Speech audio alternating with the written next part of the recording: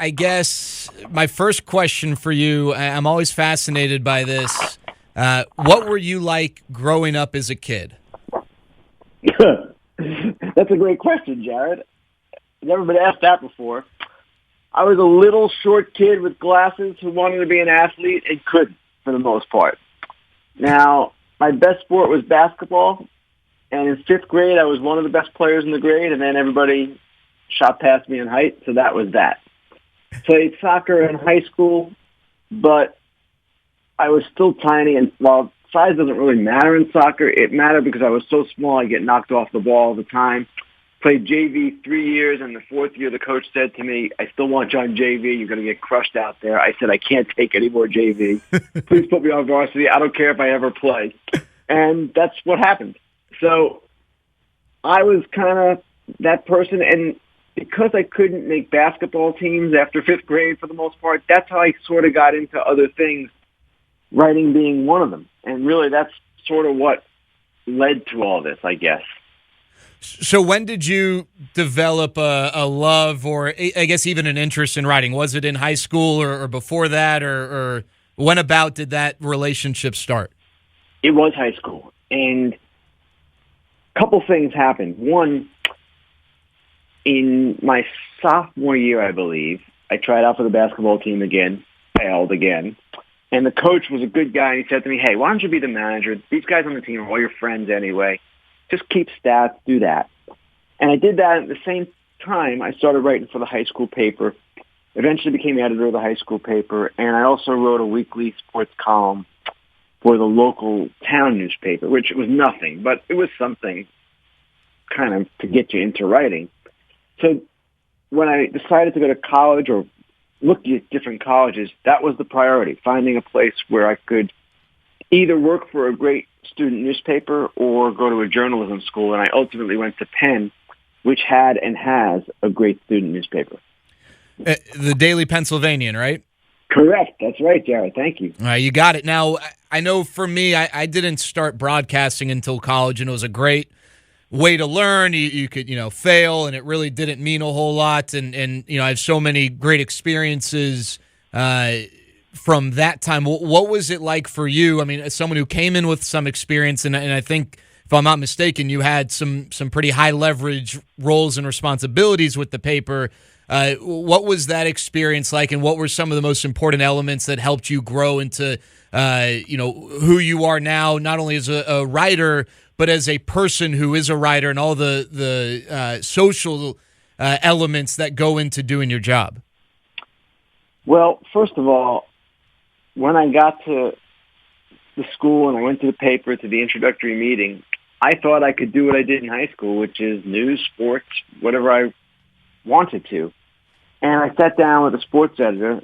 That was my first meeting. And he said, hey, you can't do both here. It's too big. We have too big a paper. You go on one track or the other. And the guys in sports, and there were a few women too, in sports then, they seemed cooler than the people in news. So that's how I chose to become a sports writer. And that is the honest truth, Jared. Now, as far as what I learned, really almost everything. And the beauty of that place was it was a self-run student newspaper. It still is. The school actually had nothing to do with it. And back then, we had those students from the Wharton School of Business selling the ads and running the business side. And, of course, they were the future business people of our country, leaders. And we had a great editorial staff as well. And it was one of these things where you learn from the people above you. And we all taught each other. So kind of everything started there for me. My best friends today are still the guys that I worked with then at the school paper. And there was a guy named Rich Hoffman who became a columnist in Philadelphia. He was 5 years ahead of me, but was already in Philadelphia at the Daily News, even out of college. That's how good he was. And he kind of was a role model, although I didn't know it then, for how to carry yourself. He was very humble and would roll his eyes at us when we get out of line, which was often. And it kind of taught me, hey, man, you're not what you think you are, or you're not as good as you think you are at any point. Just kind of keep your wits about you. And I try to carry that with me even today. When you were growing up, were there writers who you would always make a point to read or maybe try and, learn from as far as writing style? Yes. Mike Lupica, I would say, was my hero. I grew up on Long Island, and he was the guy I really looked up to and thought was brilliant. He was a columnist for the New York Daily News for most of that time. And in those days, he was really something else. And not that he isn't today, but he was at the peak of his powers. And Peter Vesey was another guy I loved to read. He was the NBA writer for the New York Post. But all of those guys, really. And then once I got to school, I was around, well, not really around, but I was reading all those great sports writers at the Philadelphia Daily News and the Inquirer. And you try to learn something from everybody you read, and I was in a great position to read great people. All right, now I've got to tell you, I'm not related to this person, but I did read that a gentleman by the name of Dick Sandler had a pivotal conversation with you in which he encouraged you after college to go to law school, and if I read it correctly, that kind of irked you, and that was, I guess, a motivating force. Not the only reason, certainly, but something that lit a fire under your behind in terms of pursuing writing. What can you explain, I guess, that story and that moment or series of moments in your life? Sure. I was an intern at Newsday, which then and now really good sports section, and I worked the summer after my sophomore year and the summer after my junior year at Newsday. So in my senior year, I went to see the sports editor, whose name was Dick Sandler, over Christmas break.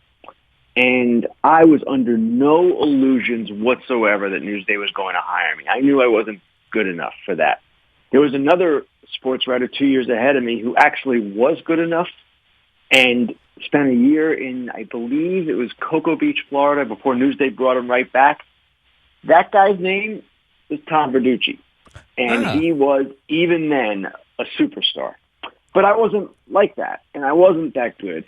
And so I knew going in, okay, I just want some advice. How do you think I should go about it? And what he said essentially was, you should go to law school. Now, it wasn't like I walked out of the room angry and vowing to prove him wrong, but I remember telling my dad this. It didn't sit well with him. He thought that was wrong. And as I thought about it, I wasn't going to listen to him. I was going to do what I wanted to do. And I ended up applying for 75 newspapers, getting rejected at every one. Finally got to the York Daily Record in York, Pennsylvania, largely because a friend of mine was there and recommended me. And yes, I did carry that as motivation. And today, when young people talk to me, I try never to say, don't do this. Now, I will be very honest about the state of the business and the difficulty of getting jobs and how it's changed from even when I was coming up. But I would never tell a young person not to pursue their dream. To me, that is just wrong. And that is essentially what he did. And as an interesting footnote here, Jared, years later, maybe, 5 years ago, his son reached out to me on Facebook and tells me, I hear you telling this story. I guess I was quoted as telling the story in some article about me or whatever. And it's just wrong. I know it's wrong. I know the people at Newsday at the time, they said that wasn't true. I said, really? I said, now, I don't mind anybody coming at me, but there were two people in that room. And why would I make that up? So it happened. And Dick Sandler, don't get me wrong, was a great sports editor. And he did some great things in the paper. But I don't know, in my case, the one thing that he didn't read well, maybe my talent was short, but I had a desire. And sometimes desire can overcome a lack of talent. Did you ever have any conversations with Dick Sandler after that, or as your career really started to get going, or was that the end of... No, he passed away, I don't recall when, and we weren't close or anything, and there was no reason for me to have a conversation with him. And a lot of other people at Newsday were really good to me, and actually he was good to me. It was not like we hated each other or anything like that. It was just, he didn't see it. And you know what? it's a subjective business, and he was fully entitled to that opinion, and probably he was right in certain ways. I wasn't mature enough as a writer or a reporter to maybe impress him enough to think that I could do it, but that is the way it kind of went down. And Tom Verducci's hair back then, was it the same as it is now? Yes. And, again, I'm not kidding, Jared. I was an intern. He had already gone. He had graduated college. I believe Tom's 2 years older than me. And he was spoken of so highly even then. And I feel like my entire career, he's always been, and to me, he's the best baseball writer in the country, maybe the best baseball writer ever. So I always feel like he's been at that level above. And not that I'm striving to get to that, but it's interesting to me how our paths have gone parallel, but with him always a step ahead. Ken, you covered the Baltimore Orioles at a really interesting time in that franchise's history because of Cal Ripken Jr. and his streak of consecutive games, and you were there when he surpassed Lou Gehrig. I guess my first question is how important is it for a writer to have an experience covering something like this, and what did you take away from that experience with all of the attention and all of the eyes on that team and that player? Well, it was a lot of pressure, I felt, at the time. I was 32, almost 33, and I was a columnist for the Baltimore Sun, a sports columnist. Now, I was young to be a columnist pretty much, and I also was not fully formed as a columnist. That's a difficult job to walk into and suddenly start giving your opinions in a town where you're not from, and it's very parochial, and people feel strongly about what they see written. So beyond all that, the real issue for me was this was before the internet, and it was a time when newspapers from around the country would travel to big events like Ripken breaking the record. They would send a reporter. So I never read the Los Angeles Times or the Chicago Tribune, and those folks who worked at all these papers around the country never read me. But I knew they'd all be there. I knew they'd all be reading the paper the next day. So I felt a lot of pressure. And it was also a huge event. The president and vice president went, Clinton and Gore. Joe DiMaggio was there representing Lou Gehrig. And it was just one of those nights that you knew was a big deal. I don't know, Jared, that I learned anything especially from it, but I survived it, and that was good enough for me. Was it do you look back on that, was it enjoyable, or was there just so much pressure that as big of a moment as much as other people enjoyed it, you just never were able to get enjoyment? I enjoyed it. Okay. I enjoyed it. And in fact, I wrote really about the victory lap he took around the field. And it was one of those columns that was more descriptive than anything. He did this, he did that, here's what happened here, there. And I was someone who, after the first deadline, I would rewrite for the second, then I would rewrite for the third. And that night I didn't do that. It was a one-shot deal, and that was extremely rare for me. But I was content with what I had, and I'll never forget this, and I tell people this all the time. When I came home that night, my wife, who had been watching, said to me, you know what? I am really glad you got to cover that. That was such a positive thing, such a great moment. And, she knows what I write about, and she said, you have to write about so many negative things all the time, different aspects of these different teams, and this was something that was purely positive. And yes, that is how I viewed it, and to this day, people ask me, Jared, all right, what was the best thing you ever covered? What was the biggest moment in your career, or your favorite moment, whatever, the biggest thing you've done? And I will say that. And I've covered all these World Series and Olympics and Super Bowls, but that night was the highlight for sure. Am I wrong? I certainly don't want to misquote or misrepresent what you wrote, but along the way, did you write once or a few times that maybe the streak should not continue because of his performance? Not before he broke the record. Okay, after the fact. This is commonly misinterpreted by people who remember those times or misremember. There were times when I would question things. I remember there was a year he went to the All-Star game, Cal, hitting like 207. And ESPN did a story on him, basically calling him the prisoner of the streak. And I wrote, whoa, this is the first prisoner in history with the key to his own cell. And I would question, but I didn't actually say it might be time to end until after it was over. And there was a postseason 97, the season of 97. He had real back trouble down the stretch, and the streak was still going on 2 years after he broke the record. And he was really struggling, and I thought, and I wrote, Orioles are going to the playoffs. Why not just rest and then go, to be ready for the playoffs? He didn't rest. He hobbled down the stretch, and then what happened? He had an amazing playoff. That was him. Every time I wrote something like that, he would prove me wrong, and that was why he was Cal Ripken. Did you find that you would root for, or especially early in your career, would you root for your opinions to be proven true and root against, I guess, the alternative, or were you able at a young age to let that go? Because I hear writers talk about how it's important to, hey, you have an opinion, that's great, but you can't get consumed with wanting to be right, and that when you let that go, you're able to grow. Was that something you dealt with that was a challenge early on, or were you always able to separate those two? That's a good point and a good perspective. I, like other writers, I believe, most other writers, you want your opinions validated. You don't want to be wrong when you're writing opinion-type columns. It's different than writing news stories. But at the same time, when your opinions are wrong, and they are going to be wrong, it's baseball. People have opinions. They're always wrong. The smartest people in the game who run the teams are often wrong. So that's just the nature of it. And you have to understand and be humble about the fact that this is a humbling sport, not just for the players, not just for the executives, but also for the writers. And if you get carried away with yourself, shame on you, because you're going to look stupid.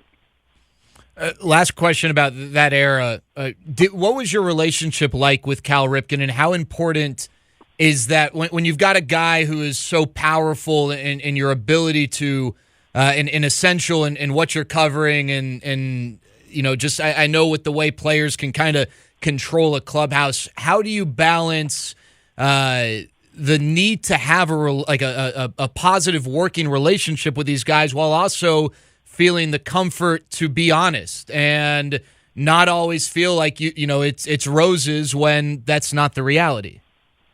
Well, in the specific case of Ripken, 98% of what I wrote was very positive. And why shouldn't it have been? He was a great player, did some great things. While approaching the record, he would sign autographs for fans into the night. They would line up in Camden Yards in the aisles. He'd sign until 1 a.m. And it was amazing to see. And there were a lot of instances like that. But he was a guy also who was quite sensitive, as a lot of players are. And he did not like to be questioned, even a little bit. And sometimes I would do that. That was my job as an opinion columnist.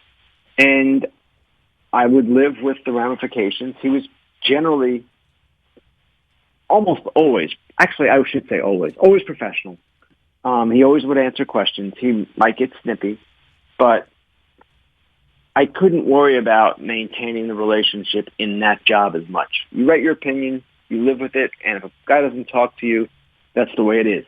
It's still that way for me. And sometimes it regards breaking news that people might not feel comfortable with, whatever the case might be. Your obligation is to your reader, and if relationships blow up, they blow up. And there'll be others you can go to, and it's just the way it is. Now, people might say, well, you have to maintain a relationship with this guy, that guy. Yes, it's true. And I try to. I don't try to blow up relationships, and I'm always open if someone has a problem with something that I've written. But at the same time, there are times people just say, that's enough. I'm not going to talk to you anymore. And that's just the way it is.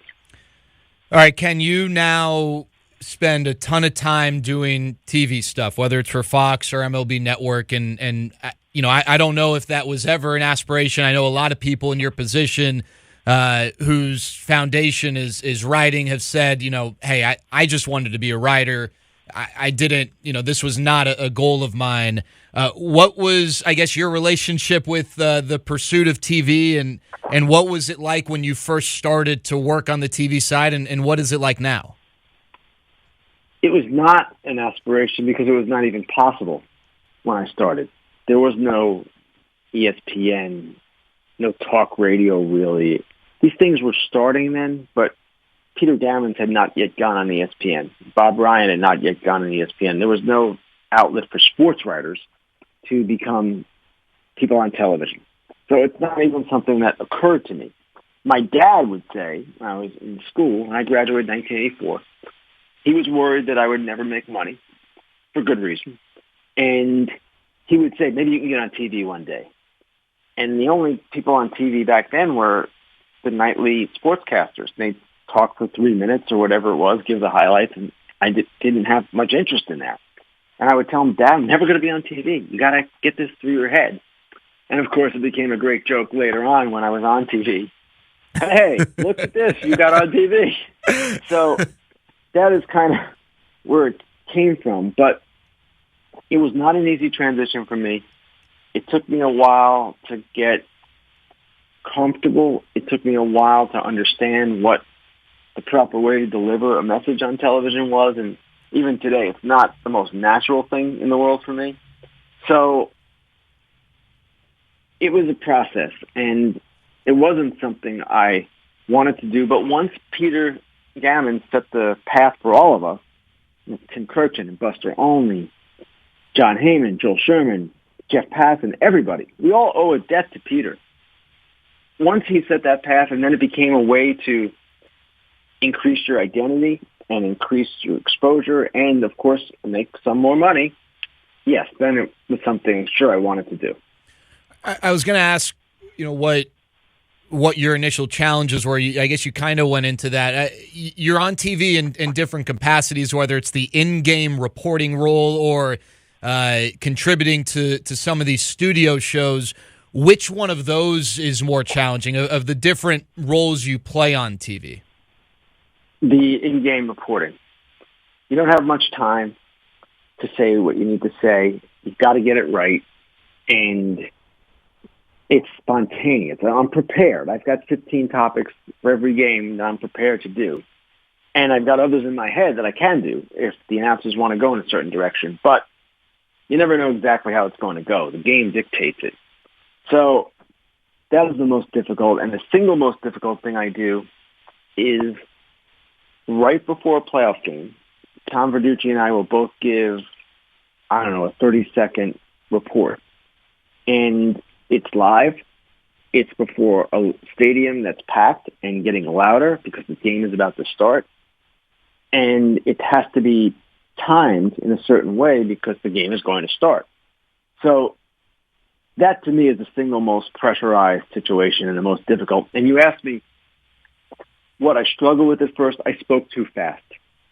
And I was always in a rush to get everything out. I didn't know how to frame a delivery at all. I was a little bit of a mess. And it took some time. It took coaching. And after I got coached, then I had to kind of go to a point where I was more natural, but incorporating what the coach said. So there was this process where I went up and down, and up and down. And like I said, it wasn't easy for me. All right, Ken, I want to ask you, I'll never forget when I first moved back to the DFW area, which is where I grew up, and it was 2014. So I didn't start in my current role, a part of our radio crew, until 2015. I did, however, fill in 2014, and I happened to be there the day that Ron Washington suddenly resigned. And I'll never forget, I've never been at any real professional level a writer, certainly not a beat writer.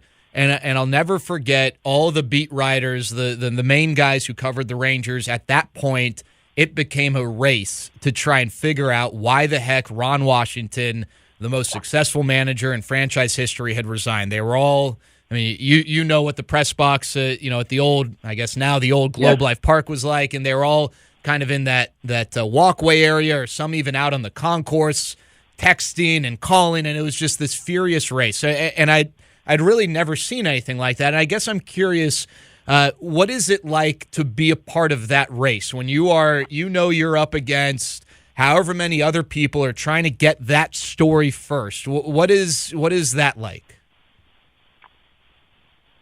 Exciting, exasperating, frustrating, thrilling, kind of the range of human emotions.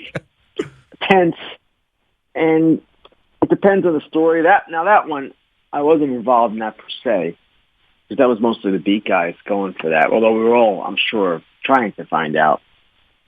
That's tough when everybody's going for the same thing, and it's just who has the best relationship with someone that might get it first. That's tough. It's hard to win. And the other part that's tough is at times when no one knows, but you know something, and you're trying to get it confirmed because you know somebody's going to find out what you know at some point. And that whole process, I know it's a big part of my job, but at the same time, a lot of people view it as somewhat silly, and they're not wrong.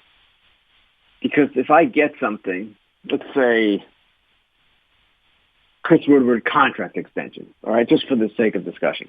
If I have this, well, okay, I'll report it, and then 2 minutes after I report it, someone's going to confirm it. And then others are going to confirm it. And it's really a victory, but I don't know that there's great meaning in it. So over the years, last couple of years, I've tried to do some other things to kind of distinguish myself without having to rely on that to distinguish myself. And you do that through the written word and coming up with fresh angles that no one else has, and maybe stories that no one else has, not just tweets of information. How much has Twitter influenced the whole breaking stories side of things? Hugely. And it's changed everything, because it used to be you needed two sources at least to get into the newspaper, and there was a great, great fear of being wrong.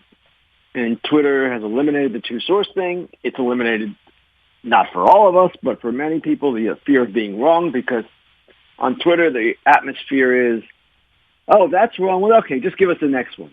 Now, granted, if someone is wrong enough times, that person will lose credibility. But I don't know that people following on Twitter recognize that so well.